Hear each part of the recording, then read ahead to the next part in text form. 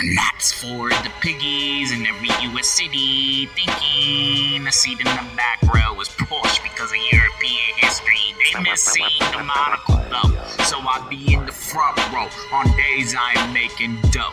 All alone, in the zone, on the phone, until the trailers go off the screen, along with all those production companies that never did a thing. I wouldn't be surprised if FKA Twigs signed up for this film just to realize her dream of having a magical mixed-race baby that passes for a Caucasoid. And Nathan's the Carpenter's son, Nicholas Ford Coppola, plays the most famous step-dummy of all time, Joseph of the Judeo-Christian mythos, and shows the results of the thankless job of taking up that custodial role during the apocryphal years not found in the average Westerner's NKJV edition of their little cult's bloated leaflet. I really enjoyed Isla Johnston as the voice of reason in the film, testing the limits of Noah Jupe's portrayal of the poster deity for the Crusades, whereas Jupe, given his limited amount of dialogue, could have been substituted for any other actor and was not really memorable. But should his career in Hollywood end up flourishing, audiences will point back to this film as where his notoriety started. Willem Dafoe did it. Jupe has a chance.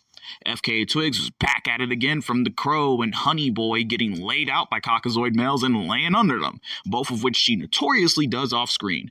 Given her performance artist lifestyle and her sexual proclivities, I can't think of a better woman to have been selected as the Virgin Mary, to further underline and undermine the glaring contradictions in the Christendom mythos. Suleya Yaqub was a great Lilith, very attractive while chained up and demonically possessed, biting her mother's ear off in a choice scene, a standout choice for Jupe's Jesus to play Peeping Tom at as he wrestles with his humanity.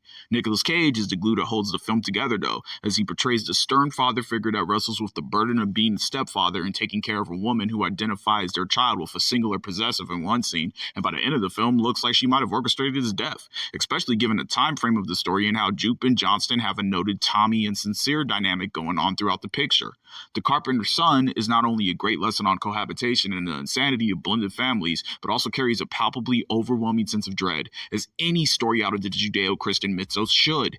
Guts, gore, blood-red skies, stonings, and insults that cut skin deep are all present here, along with nods to religions that predate the Christendom, such as the worship of Pep or Pan, that eventually Christianity absorbed and attributed to their chief deity. It's no mistake that I could notice flashes of Kevin Sorbo in Hercules' legendary journeys as Jupe wrestles CGI snakes, or in Cage's final moments as Joseph, the scene looks oddly like Kylo Ren's final exchange with Han Solo, or Clark Kent and Jonathan in any big screen presentation of Superman.